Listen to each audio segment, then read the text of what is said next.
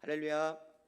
네, 오늘도 청년부 예배를 드리게 해주신 하나님의 은혜와 사랑에 감사드리며 오늘 예배의 자리에 나와 예배하는 모든 청년들, 그리고 또한 영상을 통해 예배하는 모든 청년들이 온전히 하나님의 은혜와 사랑을 누리며 그 은혜와 사랑 가운데 그 평안을 하나님의 그 은혜와 사랑 안에 평안을 누리며 살아가는 기아복된 한 주의 삶이 되시길 소망합니다.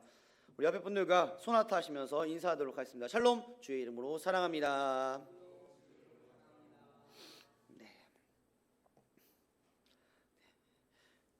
오늘은요 하나님께 속한 사람이라는 제목으로 말씀을 전하고자 합니다.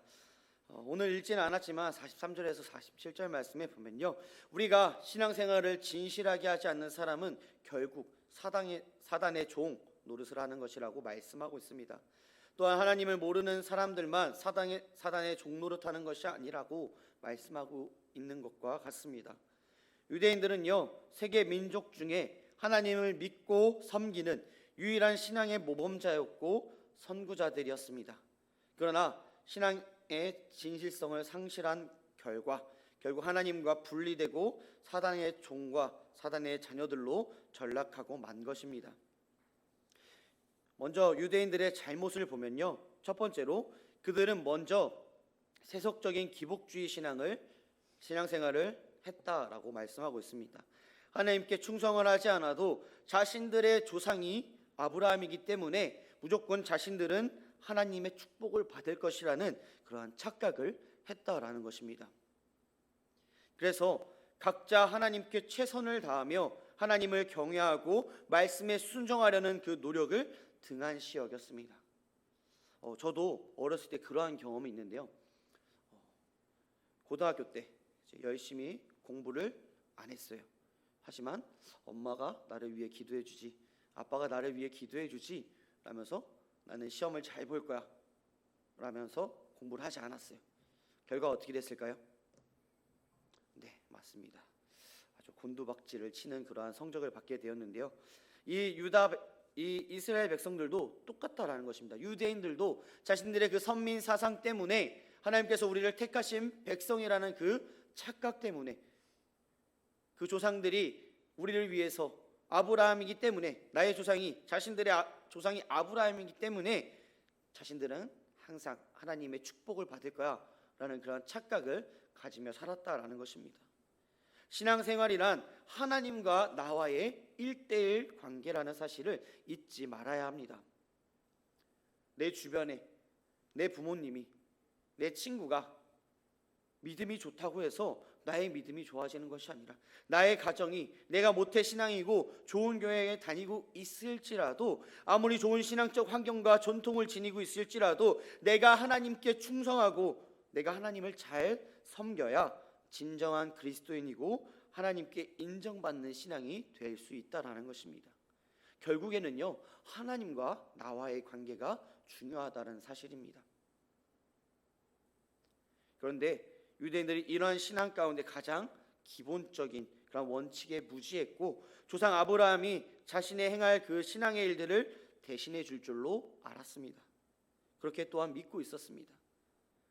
이것이 첫 번째 잘못이었고, 유대인들의 두 번째 잘못은요, 그들은 하나님의 권능의 말씀을 버리고 세속적인 종교지 지도자들이 만든 그러한 종교 규례들을, 한마디로 사람이 만든 그 종교 규례들을 신앙의 기반으로 삼았다라고 말씀합니다.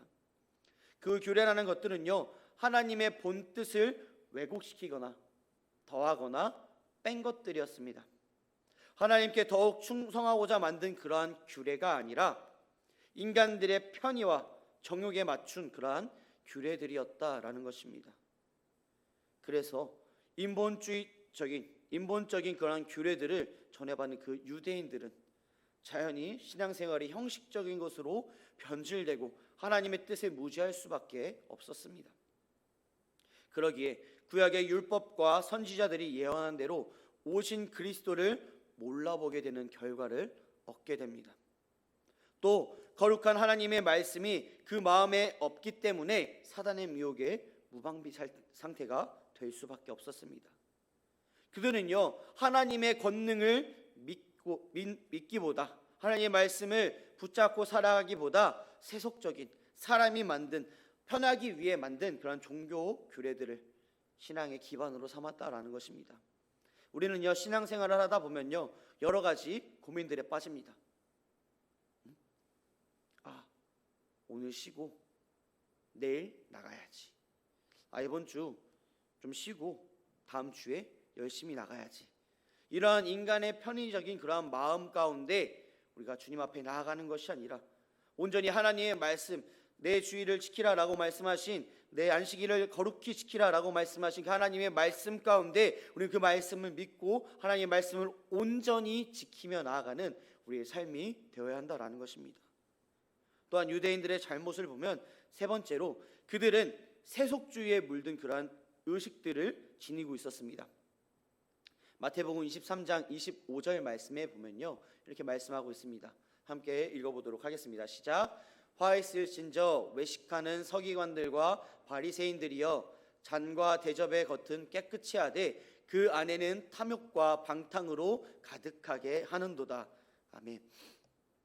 세속적인 이방 나라들의 식민지 생활을 통하면서 이방인들의 그러한 불신 풍조와 정욕적인 그러한 생활 풍조에 오염된 자들이 허다했다라고 말씀하고 있습니다. 겉으로는 깨끗하지만 그들 마음속에는, 그들 안에는 탐욕과 방탕으로 가득하였다라고 말씀하고 있는 것입니다. 특히나 종교 지도자들이 이방 세계 사람들을 모방하는 그러한 생활을 했습니다. 그 예 중에 한 가지가 이혼의 성행이었습니다. 제사장들도 이혼 증서 하나만 있으면 부인을 마음대로 바꿀 수가 있었습니다. 이것은 종교의 규례를 방자한 그러한 간음행위를 한 것과 다름이 없었습니다. 종교 지도자들로부터 이렇게 세속화된 그러한 결과로 그에 배운 백성들은 어떠한 생활을 했을까요? 세속주의에 물든 그런 의식을 지니고 있었기 때문에 하나님 앞에 바로 서지 못하고 자신들의 생각과 자신들의 뜻 가운데 나아갔다라는 것입니다. 하나님의 기쁜 뜻을 이루기 위해 말씀대로 살아야 하는데 그러한 삶을 살아내지 못했다라고 말씀하고 있는 것입니다. 한마디로 종교적 미성과 세상의 재물과 권세에 대한 욕심이 그들의 의식을 지배하고 있었던 것입니다. 겉으로는 거룩한 척하지만, 겉으로는 깨끗한 척하지만 그들 마음 가운데는 탐욕과 방탕으로 넘쳐났다라는 것입니다. 그러기에 그리스도도 자기들이 바라는 그러한 세속적인 정치 권세를 이루어주는 분으로, 자신의 이루고자 하는 것들만, 자신들이 잘됨을 바라는 그러한 분으로, 그런 것들을 이루어주는 분으로 생각했고 그렇게 대했다라는 것입니다. 그래서 그리스도께서 세상 일과 동떨어진 천국의 영생 진리를 전파했을 때 그 말씀의 뜻을 이해할 수도 없고 관심도 없었던 것입니다. 이처럼 유대인들은요, 하나님 앞에 신앙의 진실성을 상실했습니다. 결국 사단의 종들이 되었다라는 것입니다. 진실성은요, 우리 신앙생활의 가장 중요한 생명이라고도 볼 수 있습니다. 진실성 없는 신앙은요, 위선과 형식과 거짓의 열매만 맺게 됩니다. 신앙의 진실성은요, 우리 신앙의 근거를 내가 아니라 하나님의 말씀에 두어야 유지될 수 있다라는 것입니다. 자신이 아니라 예수 그리스도를 신앙의 근거로 삼아야 우리가 신앙생활을 하는 데 있어서 진실한 신앙생활을 가능하다라는 것입니다. 그럴 때 하나님이 보호해 주시고 말씀과 성령의 권능으로 능히 이기고 승리하는 그런 생활을 하게 해 주십니다. 이렇게 유대인들은요, 자신의 생각과 세상의 것을 따라가는 그러한 삶 가운데 사단의 종들이 되는 그러한 결과를 맺게 됩니다. 그렇게 오늘 제목과 같이 우리는 세상에 속해 있는 것이 아니라 하나님께 속해 있는 그러한 사람들이 되어야 합니다. 우리 청년들은 어디에 속해 계신가요? 어디에 속해 있는 그러한 자들인가요? 누구는 회사에, 누구는 학교에, 누구는 성가대로, 누구는 교사로. 우리는 여러 곳에 속해 있는 사람들입니다. 하지만 제일 중요하게 속해 있어야 하는 것은요, 바로 하나님께 속해 있는 사람입니다. 우리는 하나님께 속한 그런 사람이 되어야 합니다. 그렇다면 하나님이 누구시기에 우리는 하나님께 속해야 하는가? 하나님의 속성에는요, 공유적 속성과 비공유적 속성이 있습니다. 공유적 속성에는 영성과 지식, 한마디로 하나님과 같이 공유할 수 있는 그런 속성, 하나님도 가지고 있고 우리도 가지고 있는 그런 속성 중에 하나는요, 영성과 지식, 지혜와 진실을 포함한 지성적 속성과 또한 도덕적 속성, 주권적 속성, 유복과 영광을 포함한 유복적 속성이 있습니다. 그렇지만 우리는 가지고 있지 않는, 하나님만 가지고 있는 그러한 속성이 있습니다. 바로 비공유적 속성이라고 말하는데, 출애굽기 3장 14절 말씀, 나는 스스로 있는 자니라 라고 말씀하신 것과 같이 자존성을 가지고 계신 분입니다. 우리 청년들 중에 갑자기 탁 태어난 청년 있으신가요? 다 엄마 뱃속에서 이렇게 자란 그러한 청년들입니다. 하나님께서는요, 나는 스스로 있는 자니라 라고 말씀하시면서 자존성을 가지고 계신다라고 말씀하고 있고요.